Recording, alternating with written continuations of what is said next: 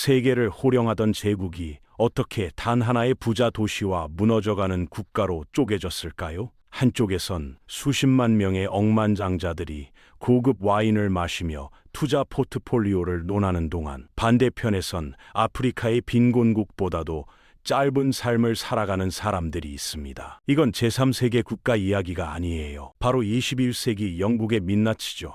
오늘은 한때 전 세계를 지배했던 대영 제국이 어떻게 이토록 극단적인 양극화 사회로 전락했는지, 그 충격적인 진실을 낱낱이 파헤쳐 보겠습니다.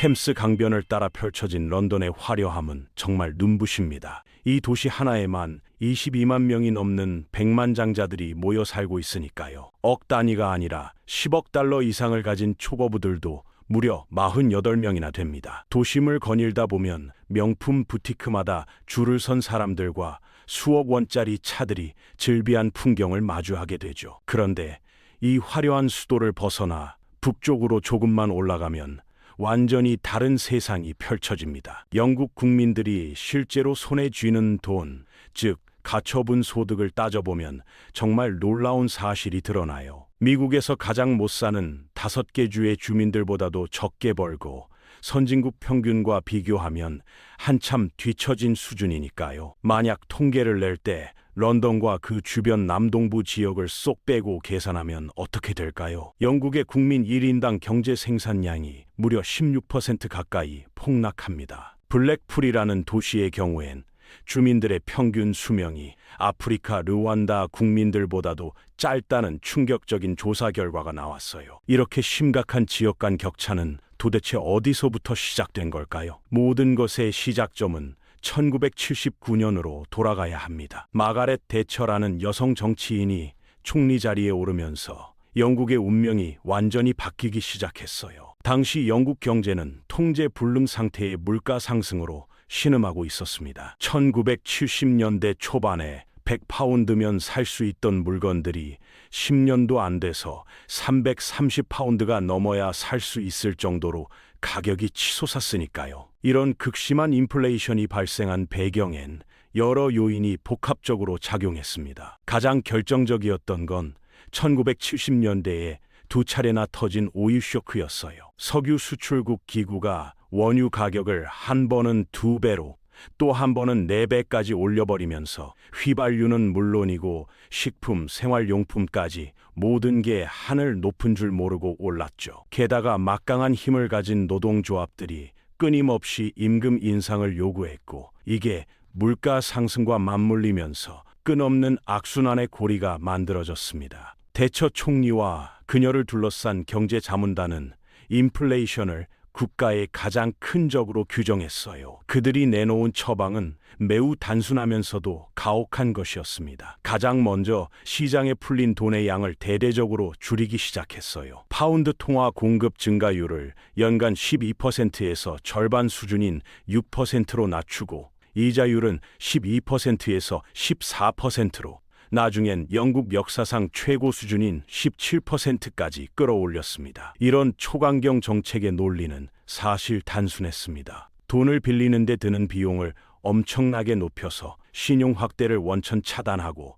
결과적으로 물가 상승을 억눌러버리겠다는 전략이었어요. 동시에 정부가 쓰는 돈도 칼같이 줄여나갔습니다. 공공부문의 차입 규모가 국내 총생산 대비 5% 수준에서 1.7%로 떨어졌고, 경기가 나빠지는 상황에서도 세금을 올리는 상식 밖의 선택까지 했죠. 그럼 이런 극단적인 정책의 결과는 어땠을까요? 일자리를 잃은 사람이 210만 명을 돌파했고, 매달 10만 명 단위로 새로운 실업자가 쏟아져 나왔습니다. 무려 354명의 경제학 전문가들이 타임스 신문에 공개 편지를 실어 이 정책엔 경제학적 논리가 결여돼 있다며 강하게 비판했을 정도였어요. 하지만 대처의 정책이 전혀 효과가 없었던 건 아닙니다. 1979년에 14%였던 물가 상승률이 1983년엔 5% 수준까지 내려왔으니까요. 문제는 이런 성과를 내기 위해 영국이 치러야 했던 희생이 너무나 컸다는 점입니다. 높디 높은 금리와 강세를 보인 파운드 가치, 정부 예산의 대폭 삭감이 영국 전역의 산업 도시들을 완전히 무너뜨렸어요. 영국이 자랑하던 제조업 기반이 심각하게 파괴되면서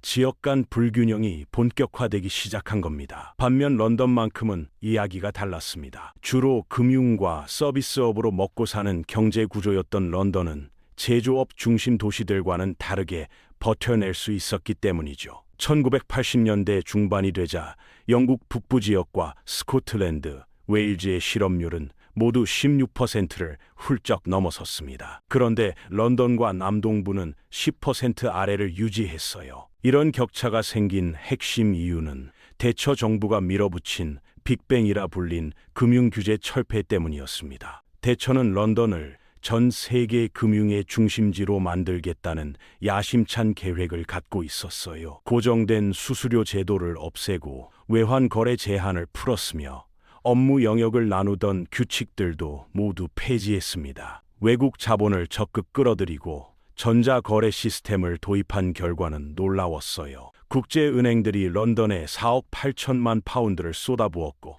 1650명의 새로운 백만장자가 탄생했습니다. 겉으로만 보면 영국 전체가 부유해지는 것처럼 보였습니다. 대처가 첫 임기를 마칠 때 영국의 국내 총생산은 약 1조 1,500억 파운드였는데 그녀가 물러난 1990년엔 1조 5천억 파운드를 넘어섰으니까요. 국민 한 명당 생산하는 경제 가치도 15,800파운드에서 28,000파운드로 뛰어올랐습니다. 그런데 이런 숫자들이 실제 영국인들의 삶을 정확히 보여주는 건 아니었어요. 같은 시기에 불평등 정도를 나타내는 지니 지수가 26에서 38로 급격히 상승했기 때문이죠. 1인당 생산은 33% 늘었는데 불평등은 44% 심화된 겁니다. 영국은 분명 더 부자가 됐지만 그 부는 점점 더 소수의 주머니로만 들어갔습니다. 이런 현상이 나타난 근본 원인은 대처의 탈제조업 정책에 있었어요. 1979년엔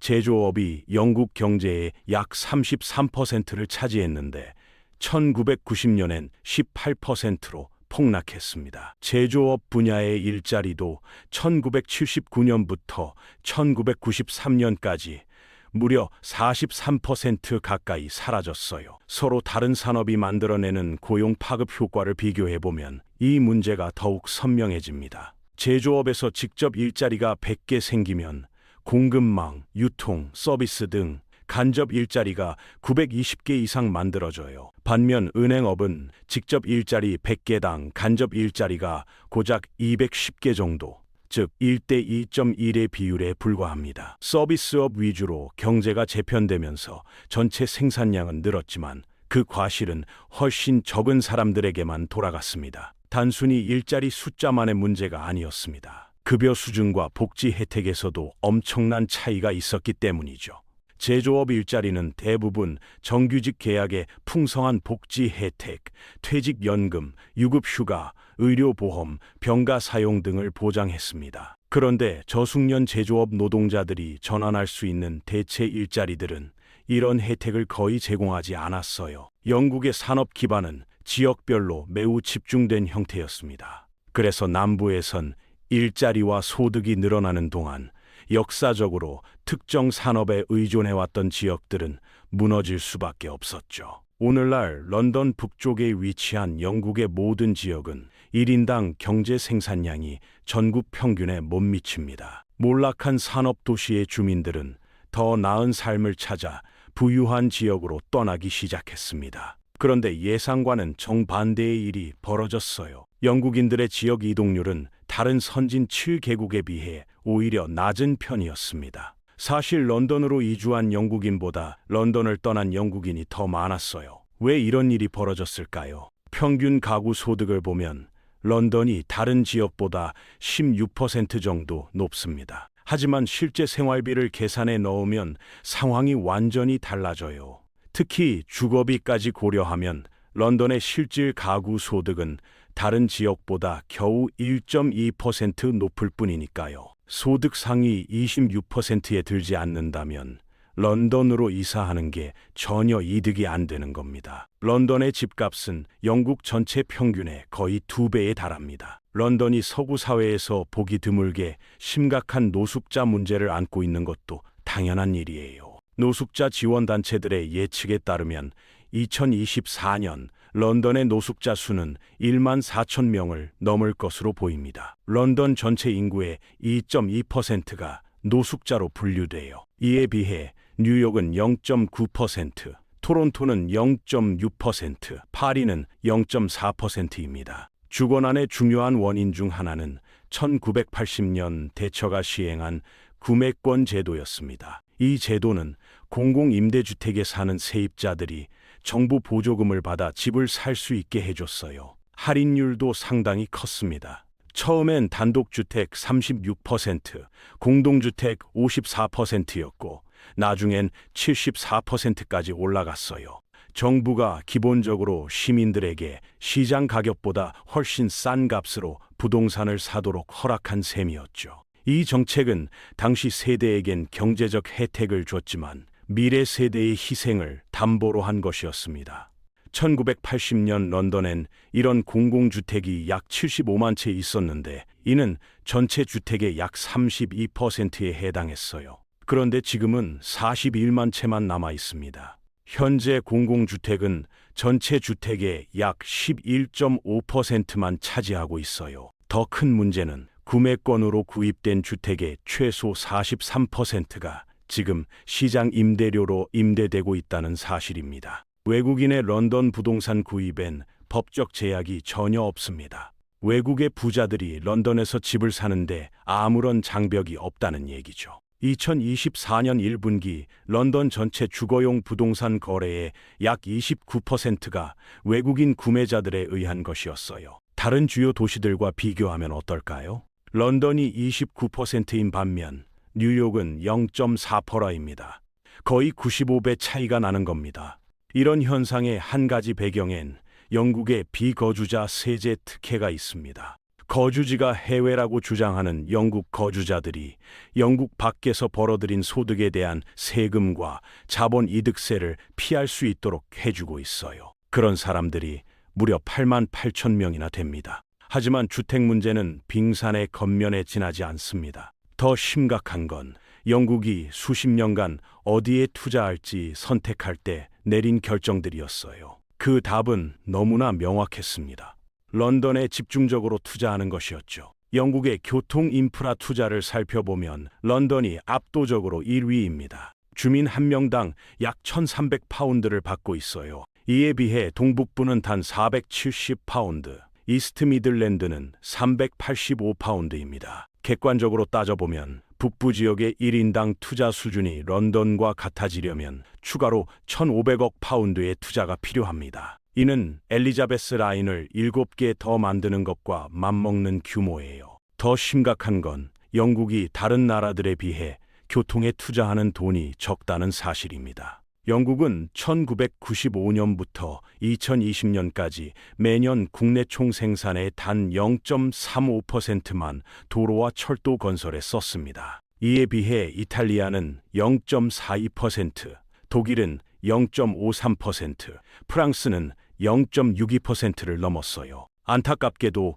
투자 부족 때문에 런던 밖의 영국 도시들은 생산성이 계속 떨어지고 있습니다. 도로와 철도 연결이 부실해서 효율적인 규모의 경제를 달성하지 못하고 통근 가능한 일자리도 줄어들며 성장도 정체되고 있어요. 영국은 서유럽에서 거의 유일하게 도시 규모와 경제 생산성 사이에 강한 연관성이 없는 나라입니다. 부실한 인프라가 이런 현상의 핵심 원인이죠. 교통뿐만 아니라 연구개발 투자에서도 똑같은 무시가 반복됐습니다. 2016년 정부는 영국 북부 지역에 1인당 단 23파운드만 연구개발에 지출했는데 미들랜드는 16파운드, 런던은 64파운드였어요. 이렇게 되면 강화의 선순환이 만들어집니다. 더 많은 연구개발은 런던 기업들의 더 빠른 성장을 의미하고 이는 다시 더 많은 민간 자본이 연구개발에 투자하게 만들기 때문이죠. 영국의 연구개발 정책은 불평등을 줄이기는커녕 오히려 심화시켰습니다. 런던 같은 지역이 지역 내 기업들이 수행하는 연구개발 규모에 비해 정부 지원을 훨씬 많이 받았고 영국의 다른 지역들은 상대적으로 소외됐어요. 간단히 말해서 런던 밖의 기업들은 차별받고 있는 겁니다. 연합왕국은 이제 그저 빈 껍데기에 불과합니다. 한때 번영했던 제국이 번영하는 도시 하나만 남긴 채 쇠락하는 국가의 잔해가 됐죠. 하지만 20년이 흐른 뒤에도 재건된 것은 런던 주변에 원래 있던 것들 뿐이었습니다. 안타깝게도 영국엔 여전히 번영의 씨앗들이 남아 있습니다. 그런데 그것들이 런던 밖으로 퍼져나갈 수 있을 때까지는 이 약속이 계속 지켜지지 않을 겁니다. 맞아요. 영국은 여전히 부유합니다. 여전히 영향력과 명성을 가지고 있죠. 하지만 그것은 템스강 주변 몇 평방킬로미터에만 집중돼 있습니다. 다른 사람들에게는 제국이 더 이상 존재하지 않고 공장들은 사라졌으며 미래는 점점 더 어두워 보입니다.